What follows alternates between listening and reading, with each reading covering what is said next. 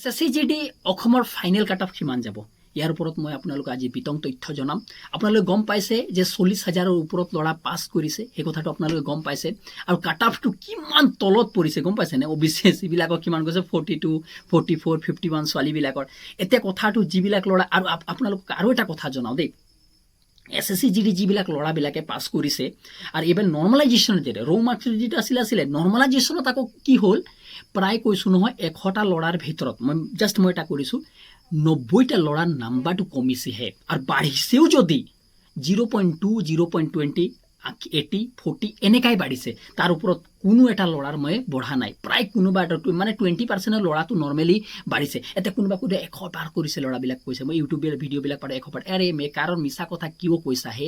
ল'ৰাবিলাকৰ মনত যদি সঁচাকৈ ল'ৰাবিলাক 100 পাৰ কৰিলেহেঁতেন, তুমি কথা এটা বুজিলোহেঁতেন, যদি পাৰ কৰিলেহেঁতেন তো 42 কাট আপ নগ'লে, 36, 34 এনেকৈ কাট আপ নগ'লেহেঁতেন। মই স্পষ্ট কথা কৈ দিছোঁ, আপোনালোকে যোনে কৈছে এইটো মিছা কথা পাতি আছে বা যোনে ইউটিউবাৰবিলাকে এই কথাটো কৈ আছে মিছা কথা পাতি। এতিয়া কথাটো মই ক'ম যে ফাইনেল কাট আপ কিমান যাব। এবাৰ চাওক মাৰ্কবিলাক মই এটা বেলেগ বনাইছিলোঁ, মাৰ্কবিলাক চব কমিব এবাৰ চাওক। বহুত ল'ৰা মানে কৈছোঁ 80% ল'ৰা মাৰ্ক কমিছে আৰু 20% এনেকৈ ল'ৰা আছে যিবিলাক 1, 2, 3 কৰি বাঢ়িছে, কাৰোবাৰ 0.24, 25, 20, 40, 0.40 এনেকৈ বাঢ়িছে।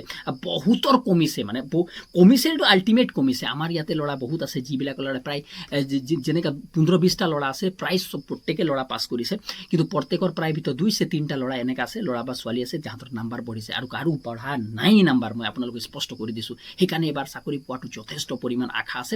এতিয়া কথাটো হৈ গ'ল আপোনালোকে কিমান মাৰ্ক পালে আপোনালোকে চাকৰিটো হৈ যাব বা ক্লিয়াৰ বুলি ভাবিছে, এই কথাটো মই আপোনালোকক বুজাইছোঁ দেই। চাওক আপোনালোকৰ এতিয়া ফিজিকেল 42 আছে না, হয় না 42। এতিয়া যদি আপুনি 50 ওচৰা-ওচৰি মাৰ্কত আছে তেনেহ'লে 50 বা 50ৰ ওপৰত যাব পাৰে। ছাপ'জ তো মেডিকেলত নাম আহি যাব ফিক্স, একদম মানে 50 আপোনালোকে চাওক 50 পাৰ কৰিছে তেনেহ'লে মেডিকেলত নাম আপোনাৰ ফিক্স আছে যে আপোনাৰ মেডিকেলত নাম আহিব। মেডিকেলৰ পাছত মেডিকেল পাছ কৰাৰ পিছত 5, 6, 7, 8, 9, 10 সেইটোৱে বিশেষ ধৰি লওক। মই আগত 70লৈকে ধৰি থৈছিলোঁ, কিন্তু এইবাৰ মই 70 কমাই দিছোঁ। মানে 60 পাৰ যদি আপুনি কৰি দিব পাৰে, কেনেবাকৈ যদি আপোনাৰ 55 প্লাছ আছে বা 60 ওচৰা-ওচৰি বা 60 পাৰ কৰিছে, এনেকাত আপুনি এটা কথা একদম 100% ফিক্স ধৰি লওক, আপুনি যিয়ে কেটেগৰী হওক গম পাইছেনে। বাকীখিনিতো EWS বিলাকৰতো আৰু কমতে হৈ যাব, অলপ UR বিলাকৰ অলপ বেছি যাব পাৰে বা OBC বিলাকৰ 60 ওচৰা-ওচৰি যাব পৰা সম্ভাৱনাটো আছে দেই, সম্ভাৱনা আছে।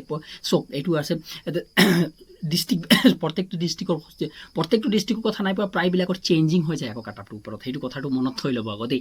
যেনেকৈ হিলছ এৰিয়া বুলি কথা পাতিছোঁ, যেনে মিলিটাৰী এফেক্টেড এৰিয়াবিলাকৰ অলপ কাট আপটো বেলেগ ধৰণে যিটো মানে নক্সালবাদী এৰিয়া বুলি কোৱা হয় বা বৰ্ডাৰ্ছ এৰিয়াবিলাকৰ কাট আপটো অলপ বেলেগ ধৰণে, সেইটো কথা হৈ গ'ল। এতিয়া আপোনালোকে এইটো কথা মই কৈছোঁ, জাষ্ট এটা কৈছোঁ, যাৰ পিছত মেডিকেল যেতিয়া হ'ব সেই সময়ছোৱাত এটা কাট আপ পৰিব, সেই কথাটো তেতিয়াহে ফাইনেল কৰি ল'ব পৰা যাব যে কিমান পালে আপোনালোক ফিক্সটো চাকৰি হোৱা সম্ভাৱনাটো যথেষ্ট পৰিমাণে থাকিব। তেতিয়াহ'লে যদি ভিডিঅ'টো ভাল লাগিছে,